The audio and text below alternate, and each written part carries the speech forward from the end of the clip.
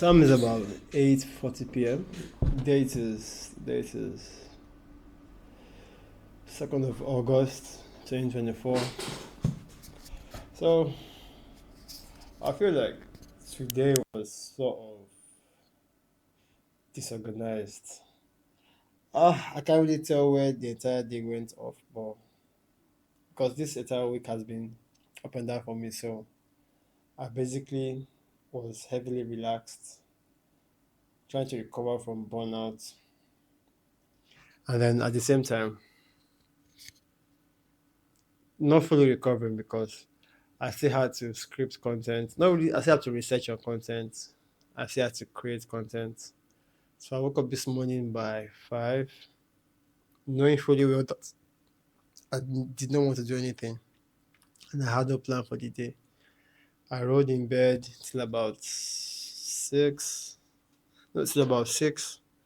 Got up, just went over my phone to see the updates of the nationwide protest. And just to see how everything is basically. Saw that things were already going haywire now. And around 6:30 thereabouts, I hit up one of my guys. I said let's go for a walk. So we went up for the walk and we felt like let's walk to a different direction today. Let's not walk our same route. It was very interesting because we ended up linking up with a couple of guys who we all used to be aware of each other in university. And we had like lengthy discussion. Like we were there for about 30 minutes. And in that 30 minutes, we basically just felt like it was about 4 hours of conversation because we had like different topics. And then a lot of the topic mostly was centered around women, how to get them, how not to entertain rubbish from them. Yep, it was pretty fair. And then that's all I have to say. It was a very interesting conversation, is what I have to say in that regard. So something I'm getting to realize is that as you grow older, a lot of things don't really excite you anymore. Or rather, the things that excite you are different. Because we met two other guys in the building, and then he spoke about how that's the guy who we met. I'll call his name is Toby. How Toby now has a new girlfriend and he's satisfied with his girlfriend. Then he made a statement. He was like, my guy was like, why aren't you at the gym? You are very tall enough for the gym already. And then he says, my partner was like, those girls will love you at the gym. And he says, oh, that is one reason he would not even be joining the gym in the first place. That was one reason he would not be joining the gym in the first place because of the cheating. And I felt like, he wants to stay loyal. That's very, very interesting. I feel nobody should, this whole concept of people being pushed into having excess body count is not really worth it. It's not really worth it. And I will tell you that, but you have to experience. There's a high chance you would want to experience it before you count it as not worth it, as a personal opinion. Like I said, my personal opinion. And then, although I learned something today, the guy was like, he has his way of getting girls, which I asked myself, would I really want to do?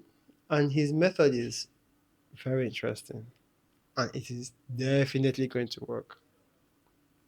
His method is he cooks almost every day, and he tries to make his food as artistic as possible. One two is whenever he is done cooking, he takes a picture and he uploads it online. In the process of uploading that thing online, what ends up happening is a lady will reach out to him and ask questions. She'll be like, "Oh, I really love your food. I love to taste it one day." And he won't be bothered. You'll be like, "No problems. Whenever you're coming, let me know. I have a special dish for you." Then they come around. Mind you, he doesn't have like a living room. He stays in when they come, they go straight to his bedroom, they sit on his bed. It might be some form of discomfort, but he will like feel at home while he goes. He makes a garnished meal, to be precise. Like he already figured out some techniques, the aroma and everything. And then he says it to her, and then guess what? A lot of these things become story, history. If you get the gist, wink, wink. Then the other guy was like,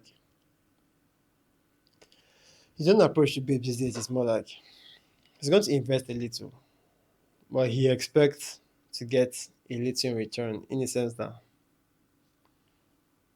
instead of going for a very expensive date, they might start with a very average, okay date. A date that is very, very friendly and not too cheap.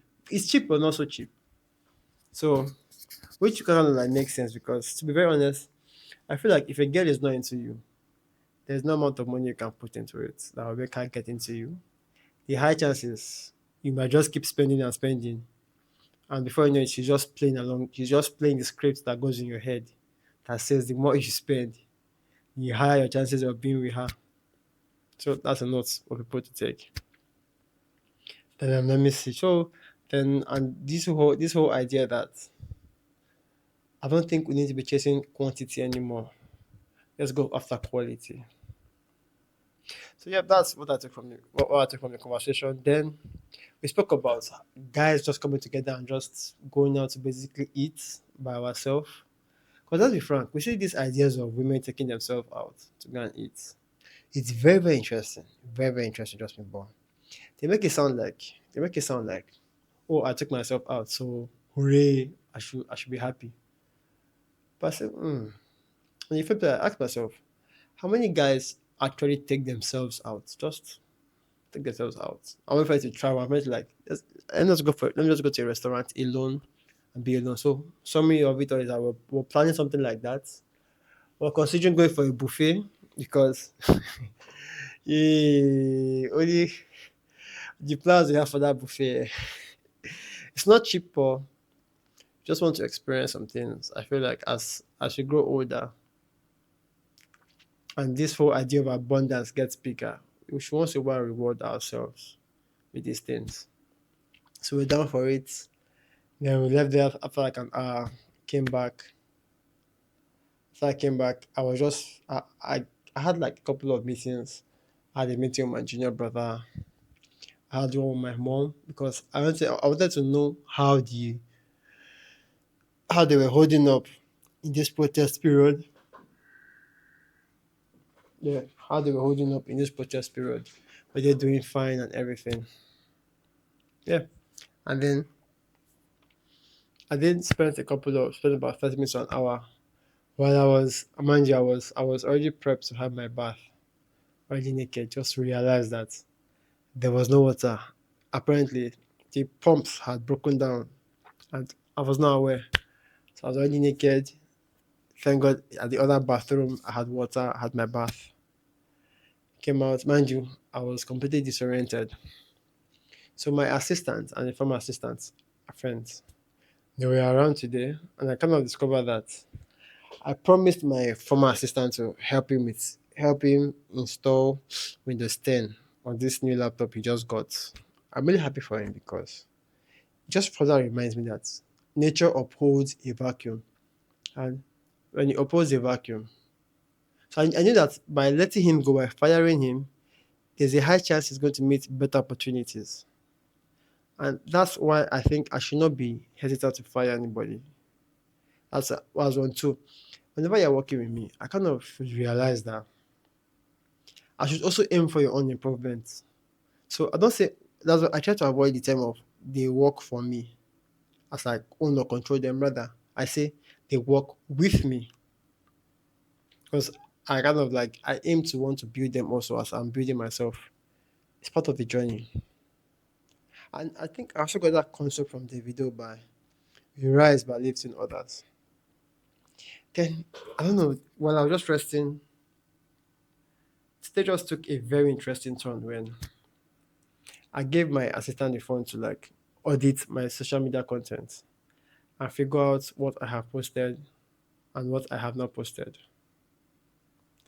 So while he was in my phone, a call came in, and then he mentioned the person's name, and my God, it was somebody who I was expecting. Well, it was more like I'll say all this universe because I'm a firm believer in this whole idea of the universe, synchronicities, and all. So I've been expecting a call from him since last week, and then magically he gave me a call.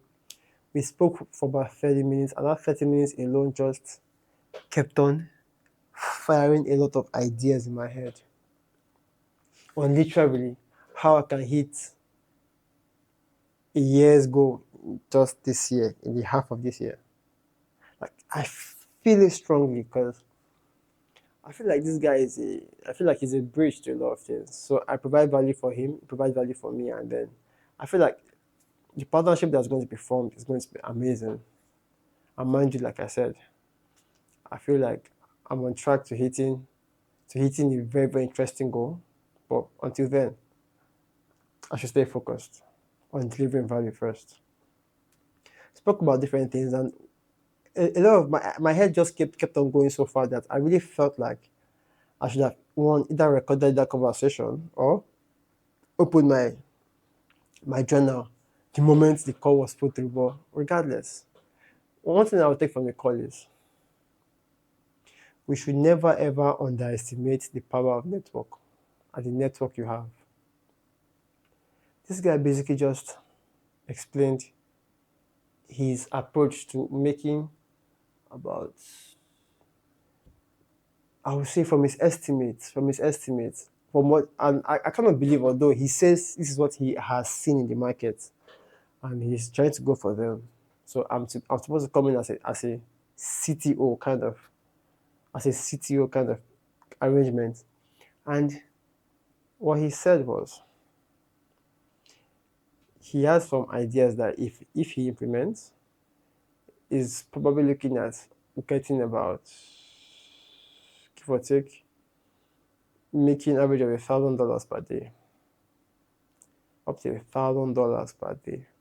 That's around like average of $30,000 per month. And the other guy who I met with on my the I'll say yeah, he was more of a mentor to me, and I was more like an apprentice to him. By the way, there's a power in apprenticeship, which is still mentorship, and then I think today's age is heavily underrated. So he said something like his business has not really launched, but from his side hustle that he's getting from his business, he does averagely, in terms of profit, after removing several costs, staff costs, about 700 to $900 every single day. I was like, wow. And this is somebody who hasn't gotten a license yet, but is also thinking of how he can also earn good money.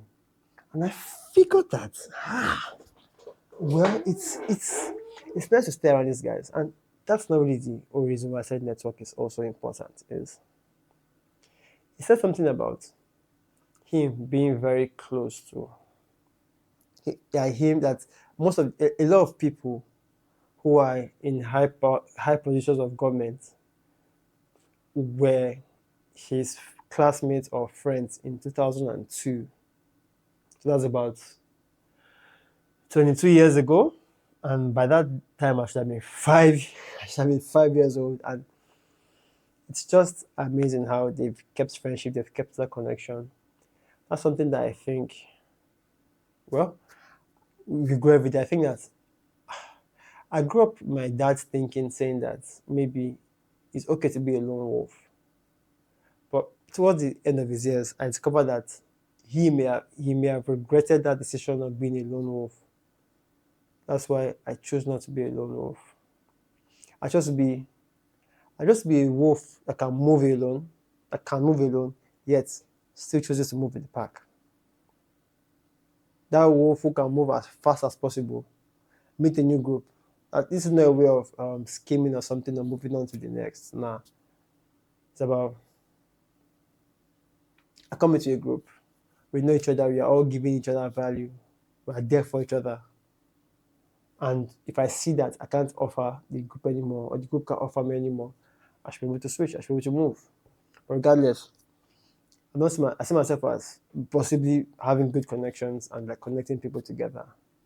And then, which sort of tied to a video I watched of anti-cheat today, because I shot two videos today on how men can become anti-fragile,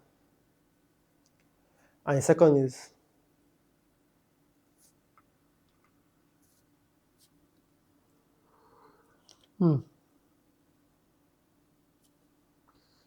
how to be delusional and why we need to be delusional. Yeah, we have to be why. So yes, and then when I was doing the research for anti-fragility, I saw a video of Andrew Tate talking about how we need to have, regardless of where you are around the world, you need to be able to have a second passport that you can use to leave the country. Two, you need to have liquid cash. And then his context, although, was about America and then America's decline. And says that America, and this was about 3 years ago, America is on the decline right now. And then nobody can save it. The best you can do is make sure you're protected. You have assets quite all right. At the same time, you need to go liquid. I think there's this guy on YouTube, I think Nomad Capital, but he talks about how you should be diversifying your portfolio outside of the United States. So a lot of, and then made sense. And he also spoke about how if you have up to $100,000, you can live in so many places for a long period of time. So imagine you live in maybe Thailand or Hong Kong or Thailand, yeah, Bangkok. Sorry, I said Hong Kong, Bangkok. It's $100,000. You can live for about, and this is you not conservating on this. This is you just being average. You can live for about 100 months. That should be roughly about. Well, I'm not ready for the math right now, but 24. About 5 years. That is if you don't have any extra source of income. At the same time, we also recommend to get a digital business that gives you time, money, and location freedom. So it's just, it was just packed. So I'm kind of grateful that I made all of this, I was able to make all these thoughts while I was taking a break. And I feel like this is probably a sign saying that I should take more breaks like this. Mind you, today is a Friday. Today is a Friday. There's currently a protest going on. I saw something, and then which I'd like to speak about is a lot of people. Yeah. So when I was talking to my assistant, we're just talking, and then I was helping my other assistant to install the Windows on his system. Then I logged into X. I discovered this a video of a video of protests happening in a particular state, and then the police tried to use, because to be very frank, a lot of African policemen try to use brutal force against innocent protesters. But this certain police team were using water spray, which I believe is super effective. I mean, seeing the circumstances and everything. But yeah, he tried to pursue, because I feel like adrenaline pumping through his skin and everything. He tried to.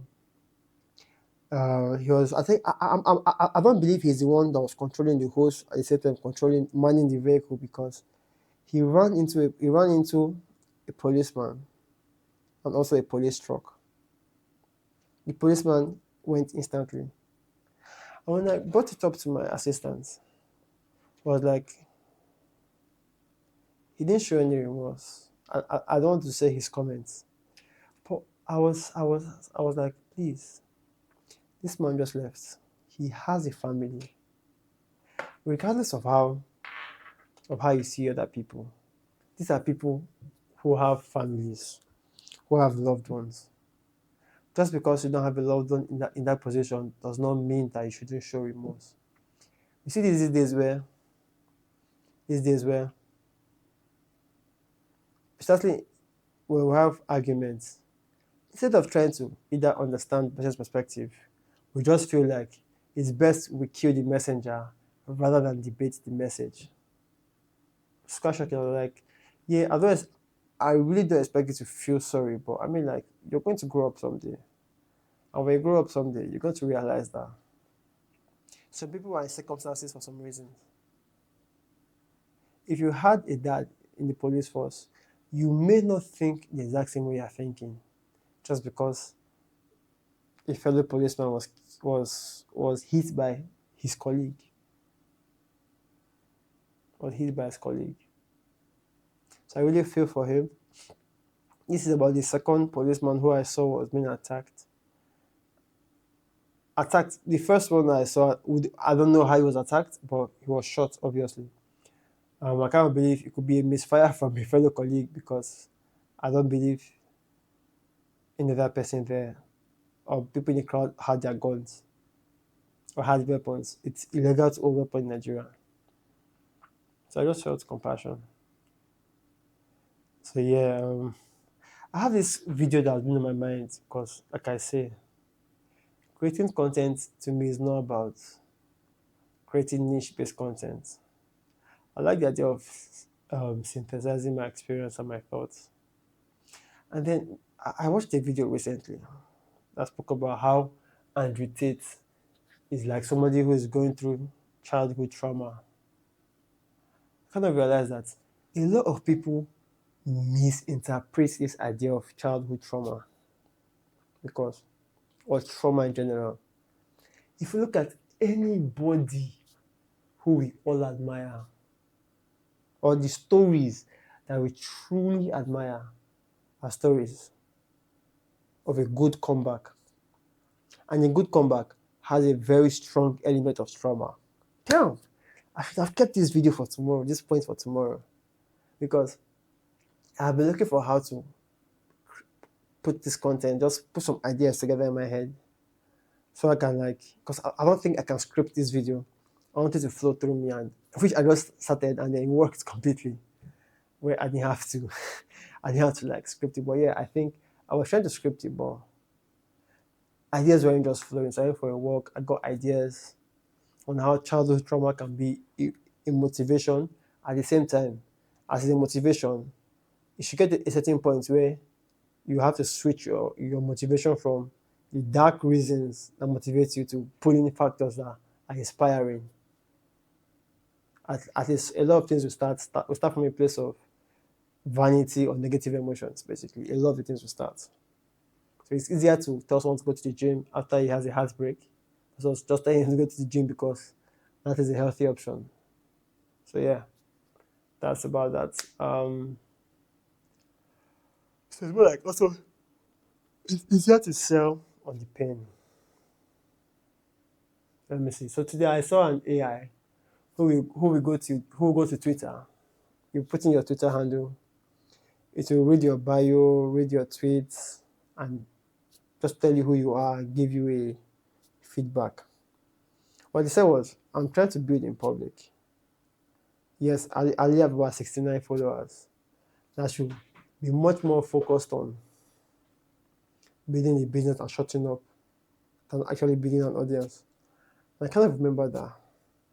Yes, I set out to create content on most of platforms, but I chose video-based platforms. And that's something that I feel came from my ethos, came from my spirit. So I have not been on Twitter that much often. I think I might be on Twitter later on, but let me get to master this whole idea of creating videos. I want situations where I can just pin up my camera and talk. And also, I have gotten to realize that creating video-based content has basically helped in my speech. Before I had to talk very, very fast, just like that. But these days, I aim to be much more relaxed, much more calm in my speech. Like I said, these days, I look at when I'm uploading my videos, magically, YouTube Studio refreshes. And then I see that I have zero views. I get 15 views, 8 views. But it's okay. I'm enjoying the process. I'm a training process. Um, so I added. So I think for now, my YouTube videos on my main channel will be going on Monday, Wednesday, Fridays, 3 week. With that 3 week, I'm guaranteed to have about 10 weeks ahead of content. And later I can begin to adjust my content as time moves on to make it a daily process. That's something I'm working towards. At the same time, my work remains my priority. While content is a thing that I do as passion, as fun. So I'm also trying to get a simpler system of creating content. And despite the fact that this is already simple enough, but I mean, simple for me to like hook up my phone and then just somewhere I just put up my phone and like create a video. That's something that I'm heavily interested in. And hopefully I can like sit down and take up this tripod. Because I really have a lot of content creation gears. Because I just feel like my spirit is calling me for massive content creation. So it's not about creating content for a niche, for profit, but just to document my journey basically. Yeah, so another thing happened again. Another thing happened again. On my WhatsApp status, I barely upload anything. So what happened now is I uploaded a couple of videos, just randomly, a couple of videos on my WhatsApp status. People reached out to me. It was about telling people to learn how to swim before the protest because during the NSAS protest, a lot of people were,